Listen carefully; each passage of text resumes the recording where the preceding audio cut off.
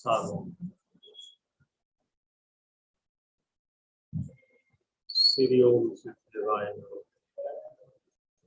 नमो हरिसिद्धानम नमो सिद्धानम नमो नमो वस्तानम नमो लोकेश्वराय। मंगलम भगवान वीरो मंगलोगरी मंगलम कुंकुम आदियो जयंत नमोस्तु मंगलम सर्वमंगल मांगल्यम सब कल्याणकारकम वर्धानाम सर्वकामानां जयनम जयन्तु शासनम जयनम जयन्तु शासनम। नमे श्री समेसाय स्वांताय प्रकाशते निस्सभावाय भावाय वंदितु सब सिद्धे वचन मनोगतिपत्ते गौचामी समय पावते सुखते। ये समय साजी प्रथमा ग्रंथ है।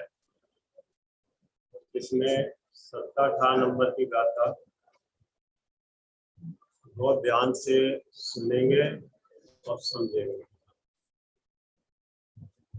जे नाम को भी पूरी सो दयानम ज्ञान सदहति तो तम अनुचरति पूर्णो अथत्यो भयते एवं ही जीवाया नादते ये सदहे ग्रापो अनुचर को ये पूर्णो सोचे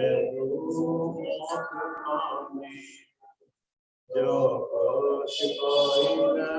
को भी जान कर करे यतन से धन राजा का करे जी राज को यो जानना साधना स्थिति से उसका ही करना अनुचर मोक्ष से। बहुत गंभीर होके सुनना और सुनते हुए अपना लक्ष्य क्या है, अपना ध्येय क्या है, उस ध्येय को नहीं भूलना। सुनने का लक्ष्य नहीं है, सुनाने का लक्ष्य नहीं है, पढ़ने का लक्ष्य नहीं है, पढ़ाने का लक्ष्य है, लिखने का लक्ष्य नहीं। लक्ष्य विकल्प उठकर शुद्धोपयोग की प्राप्ति हो जाए, जिससे जीव का जन्म मरण का भाव हो। एकमात्र यही लक्ष्य है, अन्य कोई लक्ष्य नहीं। और सभी आत्मार्थी का जीव मात्र एकमात्र यही लक्ष्य होना चाहिए, अन्य कोई लक्ष्य नहीं होना चाहिए। ये मनुष्य पर्याय, जैन कुल, आर्य क्षेत्र, देव साधु का मिलना, सच्ची देशना मिलना, अपने जीव तत्व को ऐसा सारा समागम मिलने पर भी अगर ये जीव भक्ति अभाव का पुरुषार्थ नहीं करे तो मनुष्य पर्याय का मिलना तो क्या कार्यकारी है।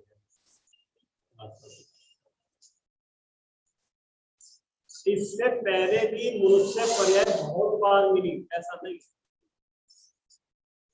लेकिन सार्थक नहीं हुई। सार्थक हो जाती तो आज यहां नहीं होते, यहां नहीं होते, ऐसे नहीं होते अगर सार्थक हो जाते। अपनी जीव तत्वी विराधना का फल आज देखना, कितनी विराधना होगी जीवों की। उन जीवों की विराधना को देखकर अंदर में दया के भाव उत्पन्न होते हैं और होने ही चाहिए। आप समझ क्यों होने चाहिए कि हम जैनी हैं, हम जैनी हैं। दूसरे के प्रति कठोरता होती हो, उत्सर्ग होता हो, तो कैसे देख सकते हैं, कैसे सहन कर सकते हैं। समझने की बात करो, दूसरे के ऊपर जब पीड़ा होती है तुम देख नहीं पाते और भरसक कोशिश ये करते हैं किसी पीड़ा किसी तरह दूर हो जाए। लेकिन कर नहीं पाते। वहां से जीव अपने शुभ भावों से अपना पुण्य का बंद करता है, और करना चाहिए, इसने बहुत अपराध किया, इसको दंड मिलना ही चाहिए। उसके ऐसे हम परिणाम करने पर उसका बुरा नहीं होता, उसका बुरा अपने पाप के परिणामों से होता। ये जीव बुरा करने करने के, कराने के, अनुमोदना करने के भाव से अपना बुरा करता है, क्योंकि अपना भला बुरा तो अपने परिणामों से होता, दूसरे से नहीं। अपना अच्छा बुरा अपने परिणामों से होता है, अपना लाभ नुकसान अपने पुण्य पाप से होता है, अपना हित अहित अपने विवेक से होता है। सुनते जाने के बाद पर द्रव्य तो निमित्त मात्र है। आज इतने जीवों की विराधना को देखकर समझ, मेरे जीव ने भी ऐसी अनंतों बार विराधना करी है। उन जीवों के प्रति तो दया के भाव आने ही चाहिए, लेकिन उन जीवों के प्रति जो दया के भाव आ रहे हैं उसमें अपना जीव भी शामिल है या नहीं है? बोलो भैया।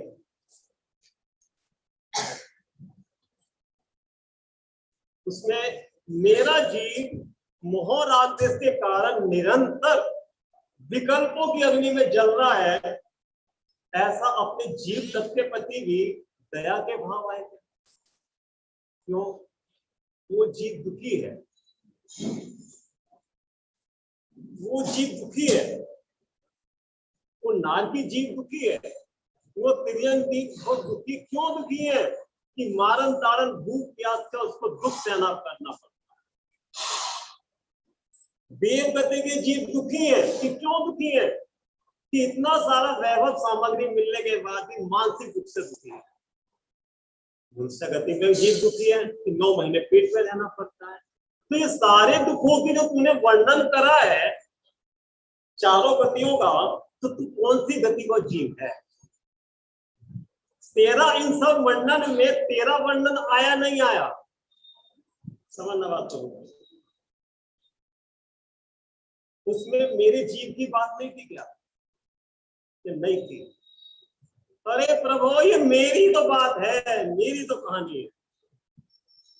जब तक इन सब बात को सुनकर ये नहीं लगे ये तो मेरी बात है, इसमें तो मेरे प्रोजन की सिद्धि होती है, और मुझे सब बात को समझना है, सुनना नहीं है। मुझे इन सब बात को समझना है। कि क्यों समझना है? कि मेरा जीवन आदि काल से भव भव में भटकता हुआ देह आदि लेकर बुद्धि कर जन्म मरण कर रहा है। अब मुझे जन्म मरण से बचना है। कौन जीव? मेरा जीव। ऐसा जीव को अपने जीव तत्व के प्रति जिम्मेदारी का एहसास दिलाते ना बालक को कि बेटे अब तो बड़ा हो गया, तेरी शादी भी हो गई, अब जिम्मेदारी का एहसास होना चाहिए। आप सब बच्चे हो ना, अब बढ़ोगे, विद्यार्थी बनोगे, विद्वान बनोगे, तो आपको अपने जीवन के प्रति जिम्मेदारी है या नहीं है? बेटे वो जिम्मेदारी का एहसास है कि नहीं है? जिस संस्थान में आप पढ़ रहे हो और इतना सारा वो उद्यम कर रहे हैं संस्थान वाले अधिकारी आपके प्रति, उस संस्थान के प्रति जिम्मेदारी है या नहीं है आपकी? कि पढ़े, सुविधा ली और पढ़ने के बाद खत्म। तो जिस संस्थान ने आपकी इतनी सेवा करी है, तो संस्थान की सेवा करने का जिम्मेदारी आपकी भी किसी और की है। समझने की बात, इसका दायित्व है। जिस शासन ने जिन शासन ने मेरे को जीव बताया है, जीवत बने का भान कराया है, वो जिस संस्थान के प्रति मेरी जिम्मेदारी है। नहीं, जिन शासन हमें मिला है, कैसे मिला? महाभाग से मिला है। इतने महापुण्य के उदय से मिला है। तो ये जिन शासन के प्रति हमारी क्या जिम्मेदारी है कि जिन शासन ये मार्ग तीनों काल में निरंतर धारा प्रवाह चलता रहे, इसका कभी अभाव ना हो, ये हमारी जिम्मेदारी। क्या कह रहे हैं बोलो? अगर कुंकुंद आचार्य नहीं होते, उनको ये विकल्प नहीं होता, हरसेन आचार्य को विकल्प नहीं होता कि मेरे बाद जिन शासन कैसे चलेगा, तो आज उन्हें अपनी जिम्मेदारी का एहसास था ना। और कुंकुंद के बाद महान गुरुदेव को अपनी जिम्मेदारी का एहसास था नहीं था कि हमारे बाद जिन शासन कैसे चलेगा, ये भव्य जीव, भोले जीव, कम बुद्धि वाले जीव, इनको तत्व की प्राप्ति कैसे होगी? अगर उनको अंदर में ऐसा राग उत्पन्न नहीं होता हमारे लिए, तो आज ये तत्व की बात सुनने को मिलती और आज हम यहाँ बैठे होते क्या? इतनी अंदर में उनके वो राग की चीज थी कि भोले जीव क्रियाओं में, मिथ्यात्व में ऐसे लथपथ हो रहे हैं, इन्हें अपनी आत्मा का भान नहीं है। भोले भगवान है, किसी तरह से इनका भान हो जावे, इनका वैभव इनके पास मिल जावे, किस तरीके से इनको दिखाऊं, ऐसा राग धर्मात्मा को उत्पन्न होता है। राग भला नहीं है, राग उत्पन्न तो होता है, लेकिन राग को भला नहीं मानता। जब शुद्धोपयोग से चयित होती है परिणति, तो जब शुद्धोपयोग में आती है, तो ऐसे ज्ञानी धर्मात्मा की परिणति में राग उत्पन्न होता, अशुभ नहीं होता, शुभ होता है।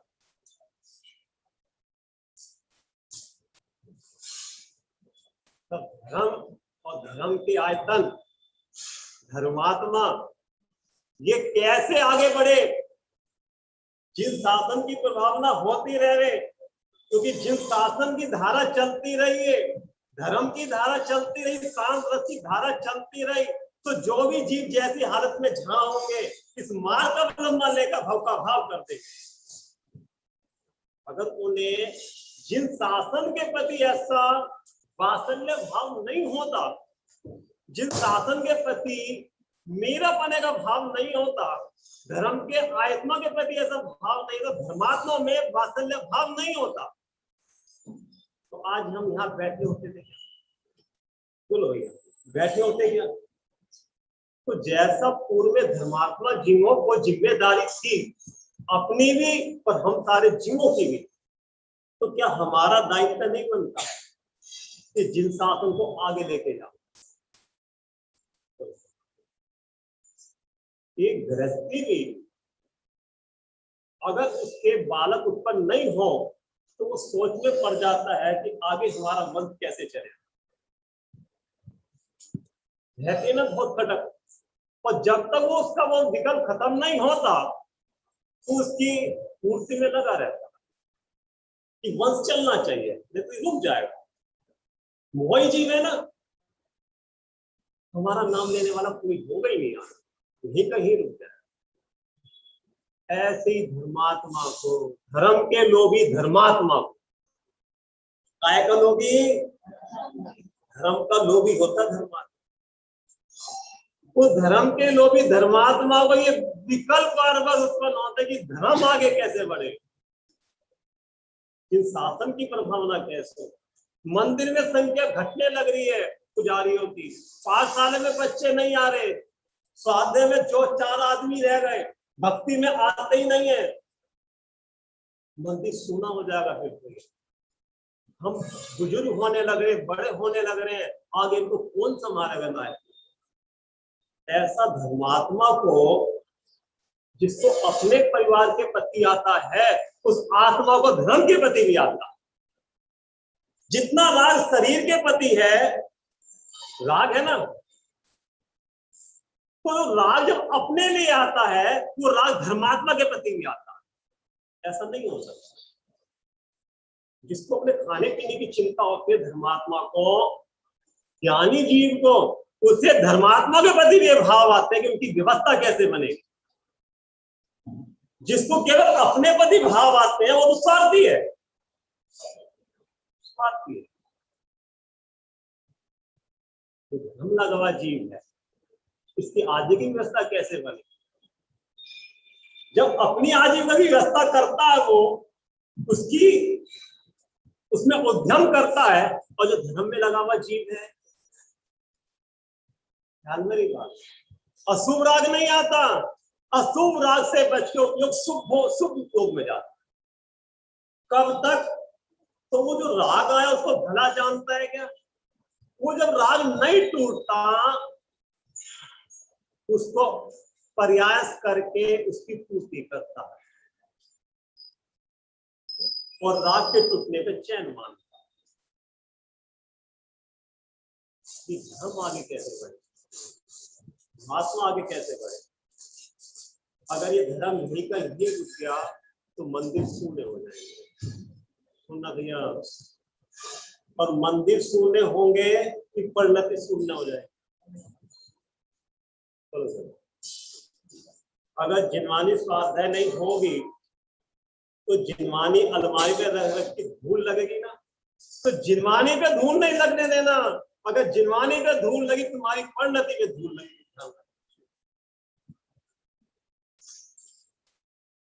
परिणति में धूल लगी, और परिणति में धूल लगी है, आज विराधना हो रही है जीव को, परिणति में धूल लगी।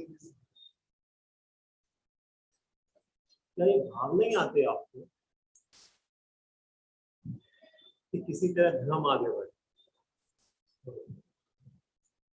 यानी परम आने पर भावना एक जीव करता है, और अंतरंग से उठी हुई भावना फलीभूत होती है। क्योंकि भावना अगर पवित्र होगी, निस्वार्थी होगी, निर्वांचक होगी, जिस भावना में स्वयं कल्याण की भावना है, उस भावना फलीभूत होते, भावना से ही भव का नाश होता है। अशोक जी ने भावना करी ना, केवल अपने लिए करी कि सब जीवों के लिए करी? भावना अकेले ने करी, फिर कितने जीवों का लाभ हो?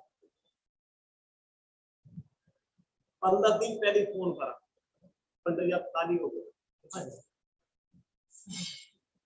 हम आप लोगों के लिए नहीं आए, हम तो अपने लिए आए कि आपका निमित्त पाकर हम अपनी परिणति को विशुद्ध करें। अशोक जी ने अपनी भावना से अपना कार्य करा। तो जब ऐसा एक व्यक्ति भावना कर सकता है तो सारे व्यक्ति मिलकर ऐसी भावना करें तो कि अपना धर्म पीछे रह जाएगा क्या? धर्मात्मा धर्म के साधनों के अभाव में फिर रुका रहेगा कि संसार में घर की। जब उसको धर्म के साधन मिलेंगे करने के तो वो घर में रहेगा कि धर्म के आयतनों में रहेगा, और धर्म के आयतन में रहेगा कि जिनायतन में रहेगा, जिनायतन में रहेगा कि चैतन्य आयतन में रहेगा।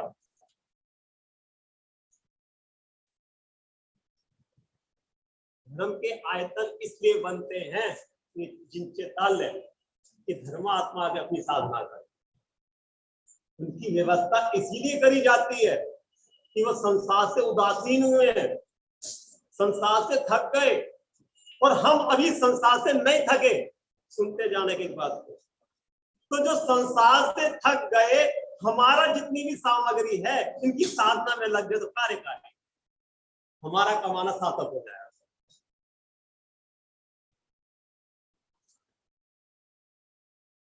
जब नेमी कुमार के दिव्य धमनी में यह आया कि 12 साल के बाद ये नगरी जल जाएगा, सुनना धर्मात्मा के अंदर कैसी भावना होती है, और ऐसे ऐसे निमित्त से वो जलेगी। तो श्री कृष्ण ने आके अपनी नगरी में क्या करा, सुनना उस बात को बहुत प्रसन्न मालूम है।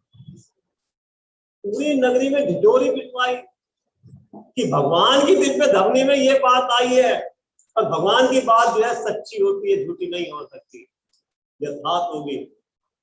जिसे धर्म करना कर लो, जिसे मुनि ऋषि का ध्यान करनी है कर लो, जिसे आत्म कल्याण करना कर लो। हम अभी नहीं कर पाते, हम अभी नहीं कर पा रहे, लेकिन जो करना चाहता है हम उनके कार्य में अनुमोदना करते, और अनुमोदना ही नहीं करते। समझने की बात तो माया चाहती करना कि हम तो अनुमोदना करेंगे, जब करने की सहमति दूसरे से कह के कराना और बाद में अनुमोदना करना, मायाचारी को हम तो अनुमोदना कर लेंगे, अनुमोदना का फल भी बताया। तो विषय भोगों के कार्य में अनुमोदना करते हो कि करते हो बुद्धिपूर्वक कार्य, और जहां धर्म का कार्य हो, हम तो देखो पंडित यहीं से अनुमोदना कर लेंगे कि भैया कपड़े क्यों नहीं बदलना चाहता, पर अनुमोदना का फल भी तो है ना। प्रमाद है तेरा, कपड़े बदल भगवान के चरण छू। अनुमोदना जब करी जाती है जब शरीर में सामर्थ्य नहीं हो।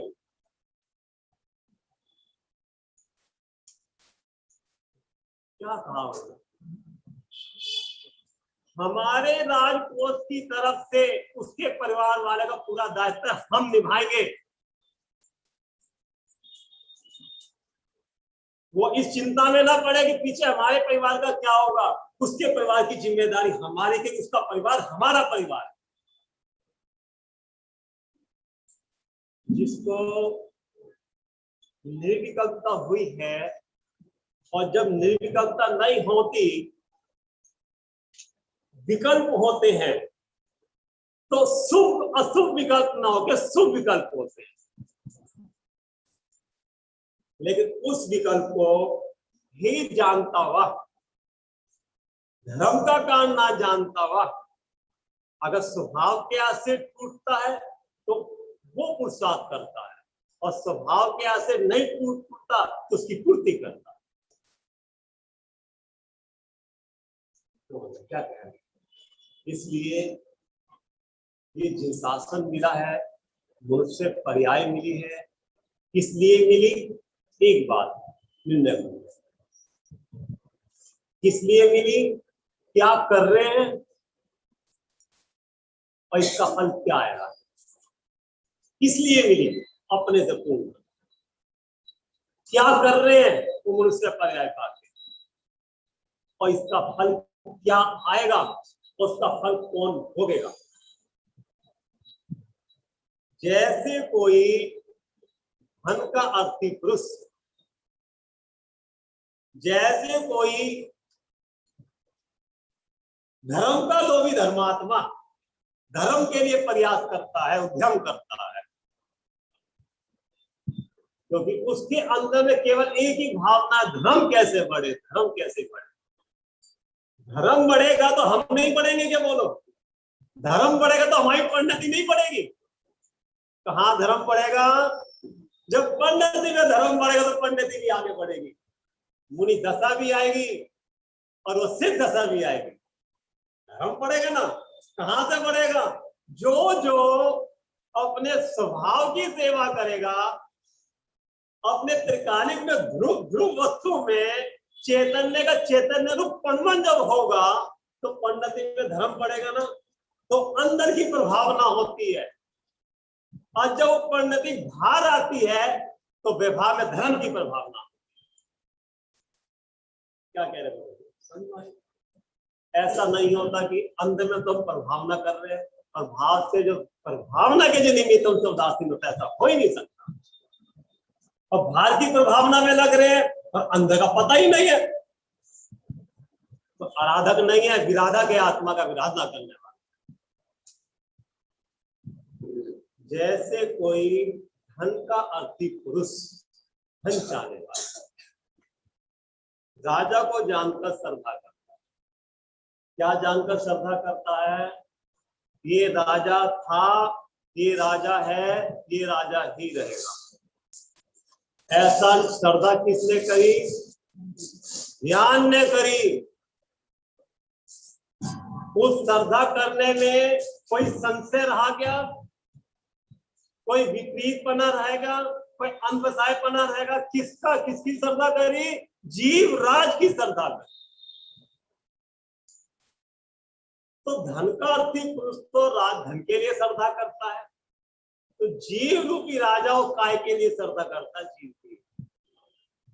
बोलो, जीव की श्रद्धा क्यों करता है? जीव में क्या है? कौन जीव है? अरे प्रभु विचारो, कौन जीव है, कैसा है, उसकी महानता कितनी है? ख्याल वाली बात भैया, कौन है वो जीव वस्तु? जीव वस्तु को जिन्होंने स्वीकार कर, उनकी दशा ऐसी हो गई, उनकी ऐसी दशा देखकर चक्रवर्ती भी जब हाथी में बैठ के जाता है, जिन मंदिर देखकर हाथी से नीचे उतर जाता है, इतनी तो महिमा जिन मंदिर की है, जिन ध्वज को देखते ही हाथी से उतर जाता है। बोलो सुनो, तो जिन मंदिर में जिन्हें देव विराजमान हो, उसकी महिमा कितनी होगी? किसकी महिमा है? चक्रवर्ती को हाथी से उतर जाता है नीचे, और यहाँ मंदिर पास में हो और स्कूटर पे हो।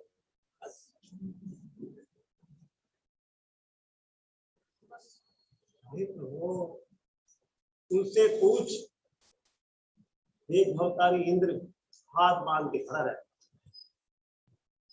ऐसे, और तुम स्कूटर से नहीं उतर रहे, वो अपने विभान से उतर के आया है, अपना सारा वैभव छोड़ के आया। किसके लिए? वीतराग दशा के लिए। वीतराग परिणति तो है उसके, लेकिन पूर्ण वीतराग दशा नहीं है। ऐसी वीतराग दशा देखकर बोलो निहाल हो गया वो चक्र, बोलो इंद्र निहाल हो गया, कितना वैभव। तो वो वैभव काम आएगा कि ये वैभव काम आएगा? बोलो लगता है कि आपको ये वैभव है? ये जो अनंत चतुष्टय प्रकाश हुए, लगता है आपको वैभव है? अगर वो वैभव दिखाई दे गया तो ये वैभव भूल दिखाई देगा। जैसे धन का अर्थी पुरुष राजा को जानकर सेवा करता है, ऐसे मोक्षार्थी, मोक्षार्थी माने जो थक गया हो। किससे थक गया हो? मोह राग देश के परिणामों से थका हुआ व्यक्ति। कितना थका हुआ? जिसका चित्त इतना थक गया कि उसका चित्त भार में कहीं लगता ही नहीं, विरह उसे, विरह है। जैसे किसी माँ का 16 साल का बालक नौजवान खत्म हो जावे, बोलो उसका चित्त कहीं लगता है क्या? कैसी उदास उदास उदास उदास, सब तरफ से उदास, सब काम करते हुए उसका चित्त कहाँ पड़ा? सारा काम करते हुए उस माँ का चित्त कहाँ पड़ा हुआ है? किसको याद करती है? ऐसे ही जब से अपनी खबर लगी है, जब से अपनी खबर मिली है, उसकी खबर लेने में उसका पूरा समय लगता। किसकी खबर लगी? किसकी खबर लगी है? 3 लोक के नाथ की खबर लगी है, मैं जीवराज। अपनों की खबर लगने के बाद, पता लगने के बाद, कोई ऐसा व्यक्ति होगा प्रेमी, प्रेमी की बात करें, प्रेमी है ना, आत्मा का प्रेमी, वो अपने जिससे प्रेम है उसे अंतरंग से, उससे दूर रह सकता है? अनंत प्रेम, निस्वार्थ प्रेम, निर्वांछक प्रेम। मीरा थी ना, मीरा, गिरधर से प्रेम हो गया उसको। पहले वो सत्संग में कभी कभी जाती थी, और धीरे धीरे जब गिरधर का चमत्कार देखा तो उसके रंग में क्या दशा बनी? अपना सारा राजपाट छोड़कर वहीं रहने लगे। राणा ने कहा, हे मीरा तू वापिस आ जा, ये सारा राजपाट तेरा ही है। क्या कहा? राणा मीरा तो गिरधर की हो गई, ऐसे ही मैं तो गायक का ही हो गया, गायक के बिना हमारा मन नहीं लगता।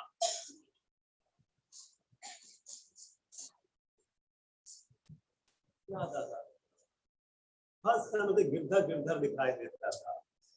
ऐसे ही जिसको आत्मा का भान हुआ है कि मैं आत्मा हूं, शब्दों को आत्मा, कि जिसने ज्ञान दर्शन शक्ति को धरती जो वस्तु है, आत्मा खाली है क्या? बोलो भैया, आत्मा रूखा है क्या? कि बस आत्मा आत्मा तो करते लेकिन रस नहीं आता। आत्मा भी कहो और रस ना, ऐसा संभव है क्या? बोलो, अरे बोलो प्रभु, सोचो नहीं। मीरा तो गिरधर की हो गई। ऐसे ही जिसने इसमें सुख देखा, जिन्होंने इसको इनको सुखी देखा, तो सुख का स्रोत कहाँ है, सुख की खान कहाँ है, उसकी टोह में लग जाता।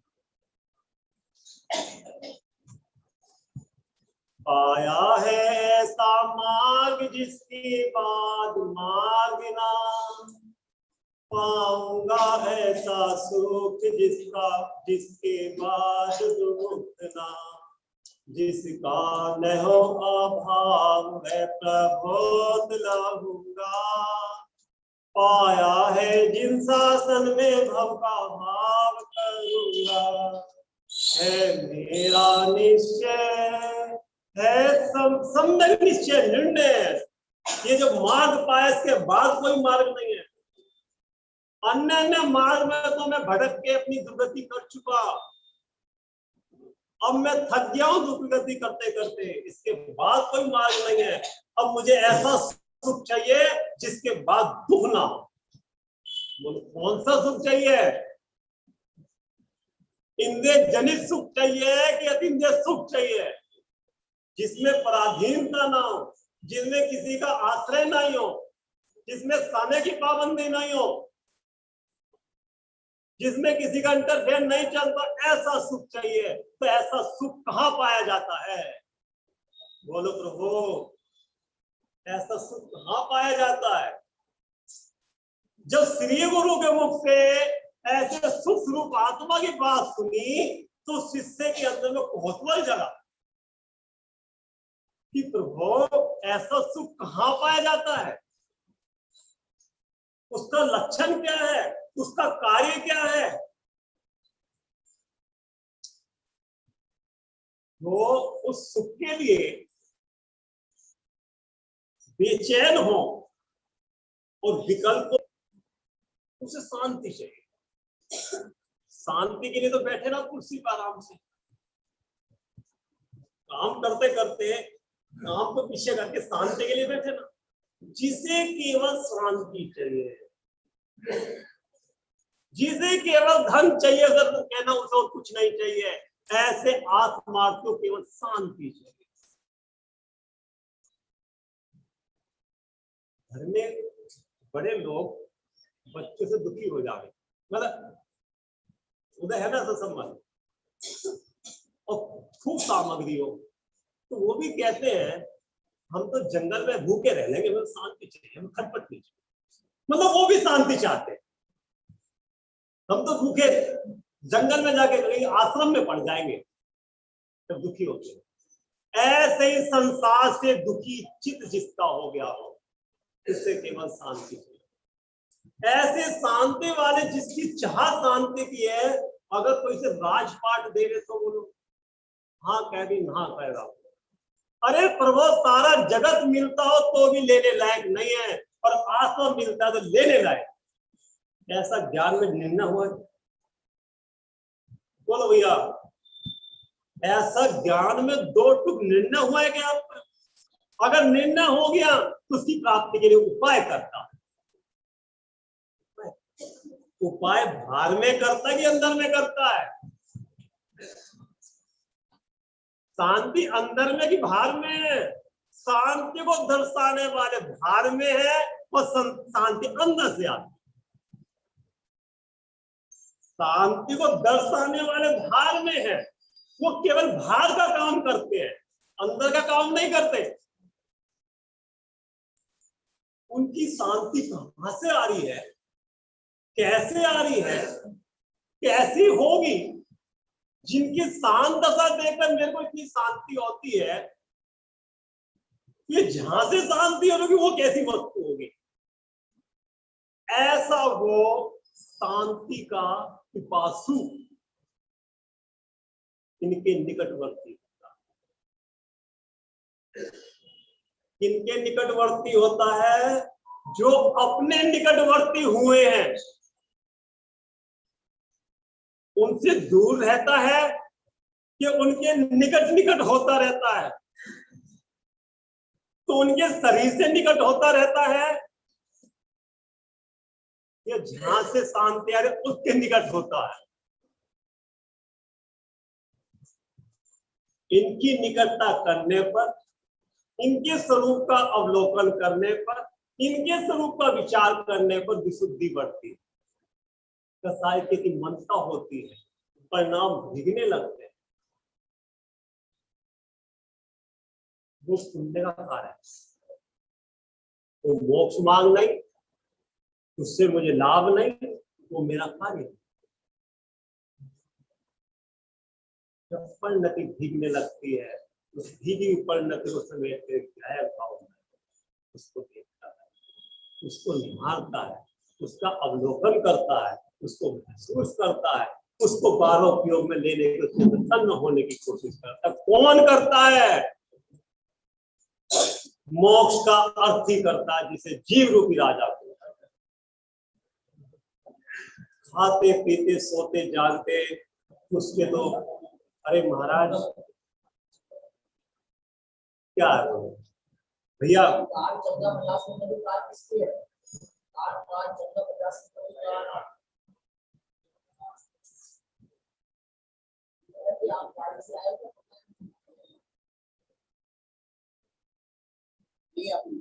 क्या हुआ महाराज? कोई गाड़ी बीच में, अब ये गाड़ी तो नहीं चल रही, सबका उपयोग जो गंभीर हो रहा था वो सब चंचल हो। सुई में धागा डालने के लिए भी ना बहुत एकाग्रता करनी पड़ती है, ऐसे नहीं मिल जाएगा सुई में धागा भी। और यह भाव के अभाव की बात करते हैं, इतनी महंगी बात, अनमोल बात, ठीक है व्यवस्था है, लेकिन एक व्यक्ति भाग चला जाके व्यवस्था करते थे, अब एक के कहने से सबकी निगाह भाई चली, गंभीरता खत्म हो गई।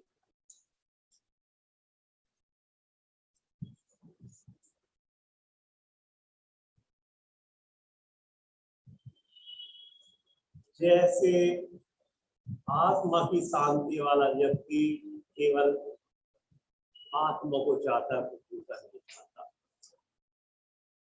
उसके इंतजार में निरंतर उसकी सेवा करता है। कैसी सेवा करता है?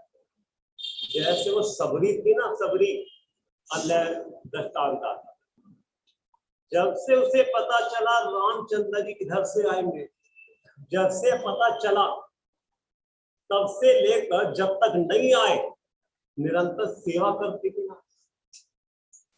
कितने दिनों से इंतजार कर रही थी रामचंद्र जी का, कितने दिनों से कर, आप समझना।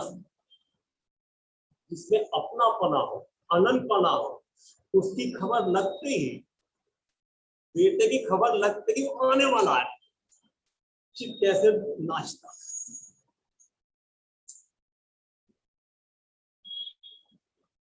वो सबरी जिस रास्ते से वो आने थे उस रास्ते को साफ करती है। क्यों? मेरे रामचंद्र जी आए, मेरे गैरपना था, दोपना था कि अपनापना था? अपनापना अंदर से था कि बाहर से था? और जब अपनापना अपनी चीज से होता है तो उसका उत्साह उल्लास, उसकी महिमा, उसकी कीमत कितनी है ये उस जीव से पूछो, और अन्य की कीमत क्या है ये उस जीव से पूछो। इस सारे जगत की कीमत कैसे होगा? सारे जगत का, संपूर्ण जगत का वैभव भी क्या मेरे को सुखी कर सकता? अरे पूर्णता पाने में इन सबकी कोई आवश्यकता नहीं है। कह रहे कि जो पूर्णता का जो सुख है इसमें पत्थरों की कोई कीमत नहीं। पत्थर है पत्थर, और एक पूर्व में तुम्हारी पर्याय है, पृथ्वी जीव का पत्थर है। वो मार्ग को साफ करती है, पानी छिड़कती है, फूल डालती है और फल ला के रखती है, और दरवाजे बैठकर इंतजार करती है। किसका इंतजार करती है? आत्मा राम का इंतजार। ऐसा सेवा करते हुए थकती है क्या? सेवा करते हुए धैर्य खोती है क्या? आज भी नहीं आए। जब संध्या हो जाती, बैठे बैठे थकती क्या थी वो लोग? रात दिन देखती थी क्या? वो दुकान दिखती थी क्या कि आत्मा दिखता था उसे? बोलो भैया,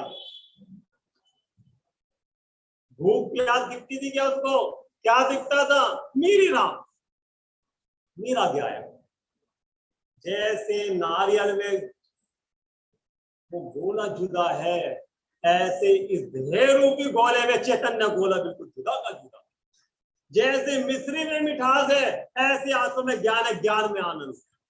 जैसे वो समुद्र जल से भरा हुआ है, ऐसे मेरा आत्मा लवालब सुख से भरा हुआ है। ऐसे अनेक प्रकार से विचार कर करके क्या करती है वो बढ़िया, वो मगन करती है अपने उपयोग को। जब विधेय बर्दाश्त नहीं होता, विधेय ज्यादा बढ़ जाता है, इंतजार करने पर भी अपनी वस्तु नहीं मिलती, तो उसकी विचार करके अपने उपयोग को उसमें तसल्ली देता हूं, मगन करता। इसका नाम है परोक्षानंद। परोक्षानंद, परोक्षानंद। रोज इंतजार करती है, इंतजार करने पर भी जब नहीं आती, आंखों से आंसू निकलते। आज भी मेरा काम नहीं है, आज भी रह गया, लगता है। बोलो भैया, अब यहां से जाओगे ऐसा लगता है कि कुछ करा है। यहां से जाओगे और अपनों को छोड़ के जाओगे, तो फिर इनका विरह खलता घर जाके। क्यों नहीं खलता? नहीं, यहां बैठकर वहां की याद आती है नहीं आती? और रोक पाते हो क्या? और वहां बैठ के अपनों की याद आती है नहीं आती? और कितनी आती, कितनी बार आती? तो इसका नाम अपनापना है। जब अपनापना हो जाता है, वे व्यक्ति कहीं भी बैठा हुआ हो, हर समय उसके सामने रहता है। ऐसे दृष्टि में भगवान आत्मा तैरता है। तैरता नहीं तैरता जब अपनापना हो गया,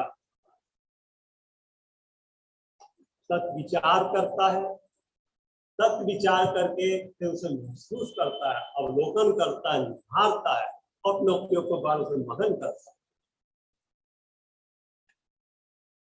मैं जीव हूं, मेरे ज्ञान दर्शन सुख है, ये शरीर मैं नहीं हूं, कि पुद्गल परमाणु का कुंड है, किसके साथ में एक क्षेत्र का संबंध है। जब ये मैं नहीं हूं, तो इसकी पीछे क्यों पड़ रहा है? और जब ये मैं नहीं हूं, तो ये सारे मेरे हैं क्या? मेरे काम आते हैं क्या? और जब मेरे काम नहीं आते, तो भी इनसे तेरा मतलब क्या? अब तुझे भव मिला है, काय की मिली है? भव का भाव करने के लिए मिला है कि भव बढ़ाने के लिए मिला है? ऐसे निरंतर घर्षण करता है, घर्षण। ये भैया सुनो, क्या नाम आपका भैया? घर्षण करता है। घर्षण किसमें होता है? एक में होता है कि दो में होता है? जंगल में जब आग लगती है, कैसे आग लगती है? जब पेड़ों का आपस में घर्षण होता है। बांस के पेड़ होते हैं ना, बांस के पेड़ इतने निकट होते हैं कि जब आंधी चलती है, आपस में घर्षण होता है, तो आग लगती है। ऐसी ज्ञान और अज्ञान का जब घर्षण चलता, भेद ज्ञान चलता है, तो भेद ज्ञान की चिंगारी से मिथ्यात्व रूपी कर्म जलते हैं। परम पैनी सुगध छैनी, काल अंतर भेदिया। घर्षण चलेगा ना, घर्षण ज्ञान में और अज्ञान में। जिसकी ताकत होगी वो जीत जाएगा, और जो कमजोर पड़ेगा वो रह जाएगा। अपने ज्ञान की पावर से अनादिकाल के अज्ञान को कमजोर करता है।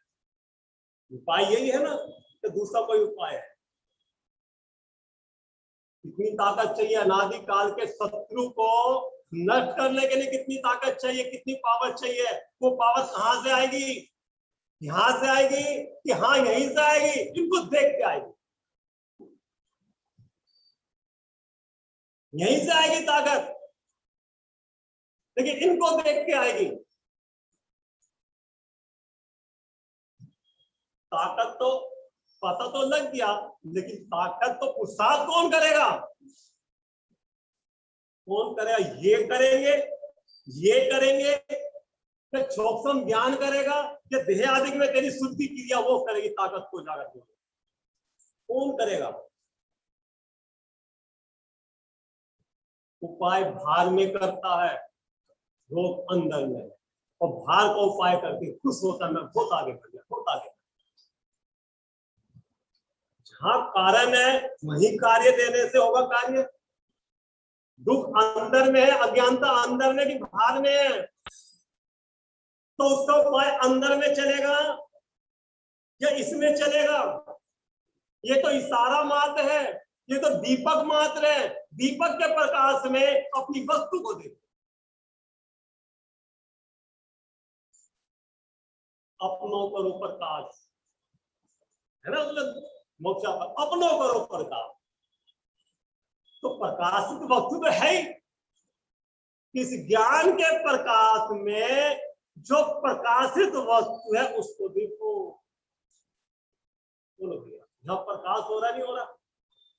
प्रकाश है ना, तो इस प्रकाश में सारी चीज दिखाई दे रही नहीं दिखाई दे रही, लेकिन प्रकाश जिसमें से आ रहा है वो दिखती है नहीं दिखती। अब हमें उससे क्या भरोसा है?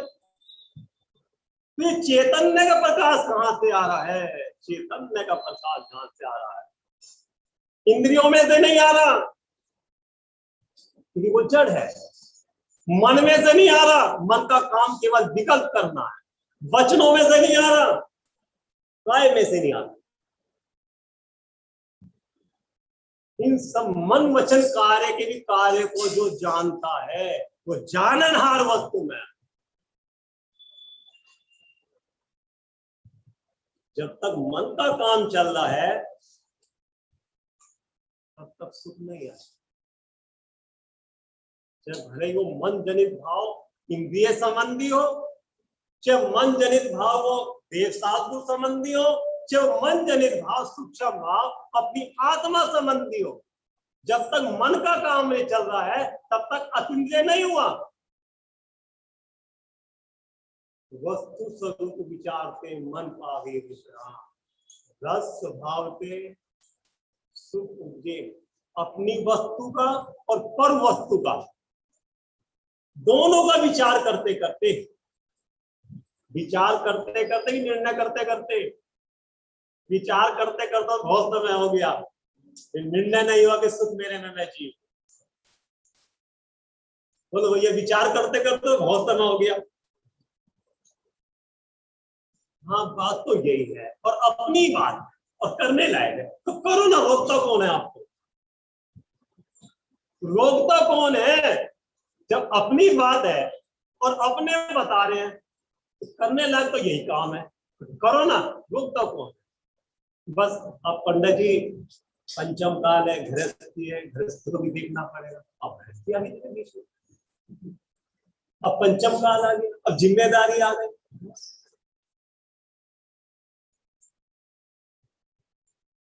तेरी इस बात को सुनकर ऐसा लगता है तेरा संसार बहुत बड़ा, तेरी आत्मा के पीछे, आत्मा के पीछे। जब बार बार प्रयास करता है, घर्षण करता है, ज्ञान और अज्ञान का बार बार जब घर्षण होता है, ज्ञान की ताकत बढ़ती जाती है, अज्ञान की ताकत घटती जाती है। जो जो अज्ञान की ताकत घटती जाती है, ज्ञान और प्रबल होता जाता है, और प्रबल होता जाता है। जो जो ज्ञान प्रबल होता है, ज्ञान को और ऊर्ध करता है, और समझना हाईलाइट और मुख्य करता है। कहां मुख्य करता है? हर कार्य में ज्ञान को मुख्य करता है। ज्ञान का रस बढ़ता जाता है और पद का रस छूटता जाता है। ज्ञान महिमावन दिखाई देता है। कितना दिखा, बस मैं हूं। आपके पास 2-4 मकान हो जावे और 2-4 गाड़ी, ऐसा लगता है बस हम ही हम है, वो तो सब बेकार है। ऐसे ही अभी अनुभव नहीं हुआ, अभी राग छूट का वीत राग दशा प्रकट नहीं हुई, अहिंसक प्रकृति प्रकट नहीं हुई, अभी तो निर्णय के मार्ग में ही चल रहा है। अभी से ऐसे भासने लगा तो मैं हूं सब कुछ। इसके बल पर ये जिसको भासता है, अनुभव से पहले भासने लगा, मक्खन निकलने से पहले गिलोने वाले को भासने लगा कि मक्खन निकलने वाला है। घर्षण होता है ना भाभी, वो राई एक तरफ ही चलती है, दोनों तरफ चलती है। एक तरफ चली तो मक्खन निकलेगा, दोनों तरफ चलने पर उस दही के अंदर चोट पड़ती है, और जितनी जितनी चोट पड़ेगी उसमें छुपा हुआ मक्खन अलग निकलेगा। ऐसे अस्ति नास्ति से जब बार बार ज्ञान अज्ञान का घर्षण चलता है तो मिथ्यात्व निकलते जाता है, निसंकित आदि गुण प्रकट होते जाते हैं। काय का लक्ष्य है? शांति चाहिए, कुछ नहीं चाहिए। अब मुझे संसार नहीं चाहिए, संसार में आना नहीं, संसार में क्यों आऊं, किसके लिए आऊं, संसार में मेरा रखा क्या है।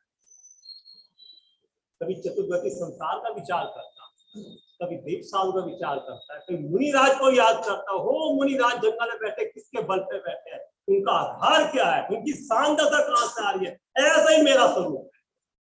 उनके स्वरूप का विचार करके फिर अपने स्वरूप का विचार करता है, उसमें मगन होता है, तन्मय होता है। ख्याल हमारी बात दिया ऐसे ही चलता है कि कुछ और चल रहा है। हम आपसे पूछ रहे हैं, ऐसे ही चल रहा है, मिलान कर लेना। और इतना करने भी जो परिणति रह जाती है तो जीव की हालत है। आज भी मेरा कार्य, आज भी मैं कहाँ रुक रहा हूं। वो विकल्प छूटकर एकदम साक्षी भूत दशा, हाँ ये शांति है, ये भी जानने में नहीं आती, मात्र उसका वेदन होता है। क्योंकि एक बार में एक ही काम होगा, या तो शांति को जानने वाला होगा कि शांति जानने वाले, या उसका वेदन होगा। जिस समय शांति जानने वाली है उस समय वेदन नहीं है। उदाहरण आपको बताऊं, जब मिष्टान खाया जाता है और मिष्टान मुंह में हो तब उसके बारे में विचारा नहीं जाता, बहुत मीठा, उस समय तो उसको स्वाद, और जब स्वाद लेता है तो उसके बारे में विचार। आपका प्रैक्टिकल करके देखना लगा, प्रैक्टिकल करके देख लेना। प्रैक्टिकल किया तो आपको बता रहे हैं, तो लौकिक प्रैक्टिकल बता रहे हैं। जब उसका स्वाद आता है कि शांति का भी विकल्प नहीं रहता कि शांति, वहां दो पना हो गया, शांति तो जानने वाला, हाँ केवल जानने वाला ही भासता है। और जब उपयोग वहां से निकलता है, अपने सुख सागर को पी के निकलता है, उस त्रिकालिक को छू के निकलता है। प्रभु तेरे एक समय की पर्याय में इतनी ताकत है, पूरे त्रिकालिक को पी के आते, पूरे त्रिकालिक को छू के आती। एक समय की पर्याय में जब इतनी ताकत है तो जिसमें से ऐसी ऐसी पर्याय निकलेगी, और जिसमें से ऐसी पर्याय निकलेगी उस त्रिकालिक में कितना बल होगा। ऐसे अपने स्वभाव की सामर्थ्य, इसकी अपने जीव धर्म का ऐसा सामर्थ्य अपने ज्ञान में जब आएगा तो इस सामर्थ्य का प्रयोग करोगे नहीं करोगे, करता ही है व्यक्ति, और करना ही चाहिए। क्योंकि तो मुझसे पर्याय महाभाग से मिली, ऐसे नहीं मिले। और मैं भी हमें बड़े भाग से मिले हैं जिन शासन, ऐसे नहीं मिले। इसलिए अपने जीवन की जिम्मेदारी समझते हुए और जिसने हमें ये बताया है उसके प्रति अपने कर्तव्य निष्ठा को समझते हुए इनकी भी सेवा करना और अपनी भी सेवा करना, इसका नाम निश्चय व्यवहार है। विचार